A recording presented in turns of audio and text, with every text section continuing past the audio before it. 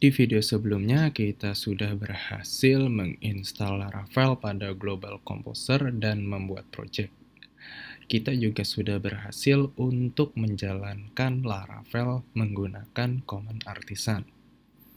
Pada video kali ini, saya akan mengajak teman-teman untuk mengenal struktur direktori project Laravel. Kita bisa langsung membuka text editor. Di sini saya menggunakan Visual Studio Code. Namun ini opsional, teman-teman tidak harus sama dengan saya. Teman-teman boleh menggunakan text editor lainnya seperti Sublime, Atom, dan kawan-kawannya. Di struktur project Laravel ini terdapat beberapa folder dan file-file yang lumayan banyak. Kita mulai saja dari yang paling pertama, yaitu folder app.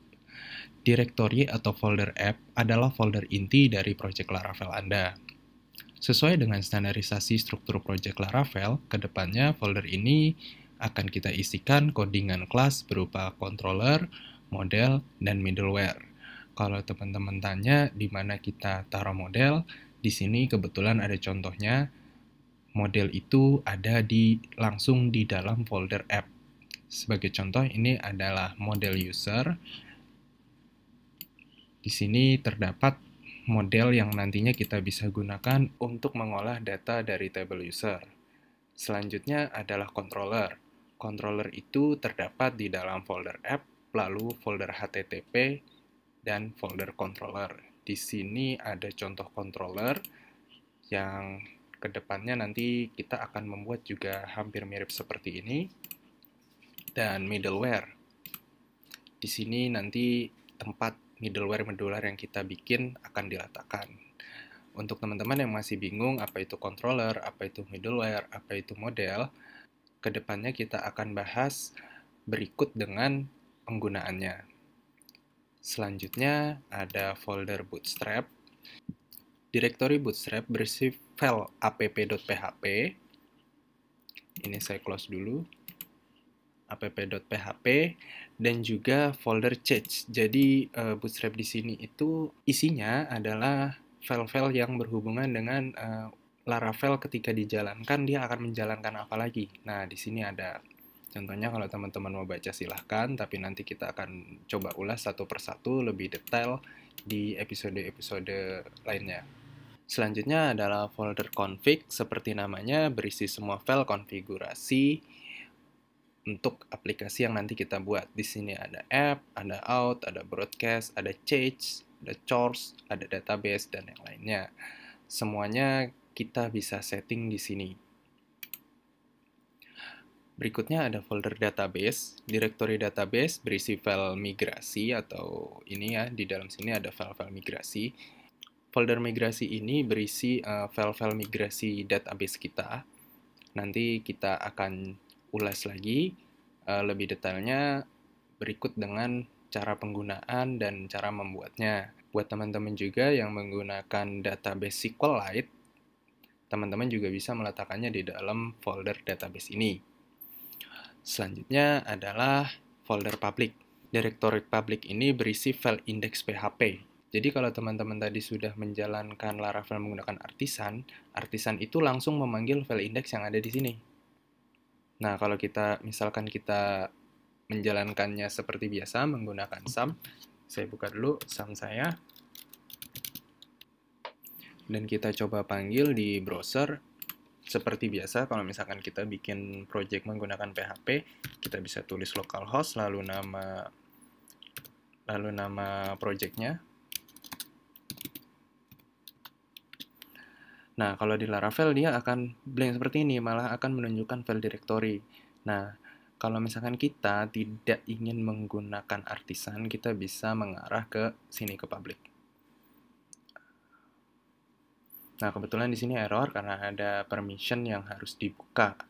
Jadi kalau misalkan teman-teman menjalankannya tidak menggunakan artisan, teman-teman harus mengkonfig lagi sedikit, tapi nanti akan kita pelajari lebih dalam.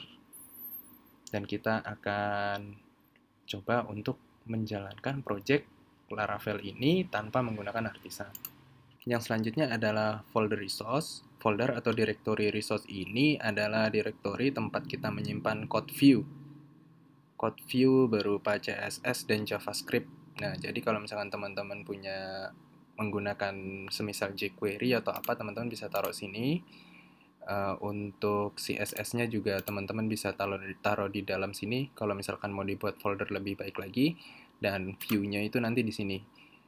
Untuk sekedar info, file view di Laravel itu menggunakan double extension, yaitu blade.php. Jadi misalkan teman-teman nanti mau buat index, berarti index.blade.php. Nanti kita akan pelajari lebih lanjut sambil bagaimana cara membuatnya. Kemudian ada folder roots.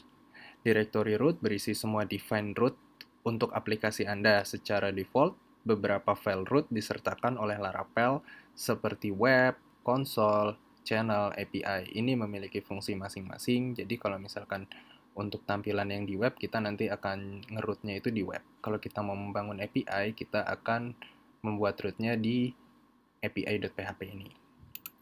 Selanjutnya adalah folder storage. Directory storage berisi tema Blade yang dikompilasi, sesi berbasis file, cache file, dan file lainnya yang dihasilkan oleh framework. Jadi storage ini nih, tadi kan kita ketika ngebuka itu ada pesan error ya, dan itu pasti errornya berasal menunjukkan bahwa terjadi error permission di folder tadi, folder storage tadi. Kalau kita buka public nih, tadi kan nih pasti forum storage log. Nah, jadi fungsi dari storage ini adalah menampung log dan menampung change. Selanjutnya adalah folder test. Directory test ini berisi kelas untuk testing, kebutuhan testing, atau yang biasa dikenal dengan PHP unit untuk melakukan testing di logic yang sudah kita buat. Selanjutnya adalah folder vendor. Directory vendor berisi dependencies, jadi kalau misalkan teman-teman menginstal library third party dari Laravel, itu nanti akan keinstallnya di sini. Jadi cara menginstal library third party di Laravel itu menggunakan Composer, hasilnya nanti akan langsung otomatis masuk ke dalam sini. Nah, selanjutnya ada, langsung saja saya jelaskan file.env ini. Kita buka. File.env ini adalah file konfigurasi atau environment ya, lebih tepatnya file environment untuk aplikasi kita. Jadi kita nanti akan mengeset database kita di sini. Ini adalah aplikasi kita, namanya nanti bisa kita rubah, dan ini adalah app key kita yang sudah otomatis tergenerate pada saat instalasi atau download project kita tadi.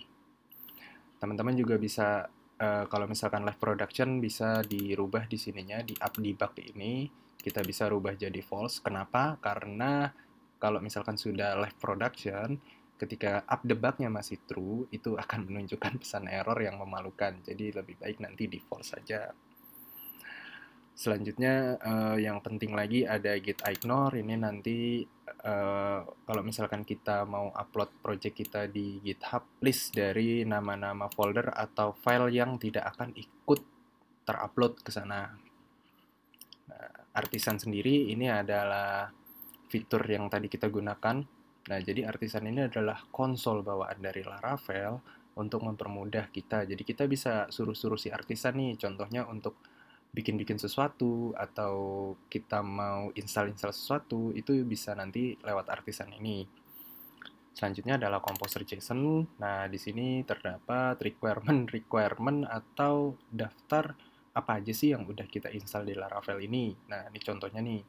Requirement-nya PHP 725, ini yang tadi udah kita jelasin ya. Lalu ada folder proxy 42, fruitcake, Laravel course. Nah, ini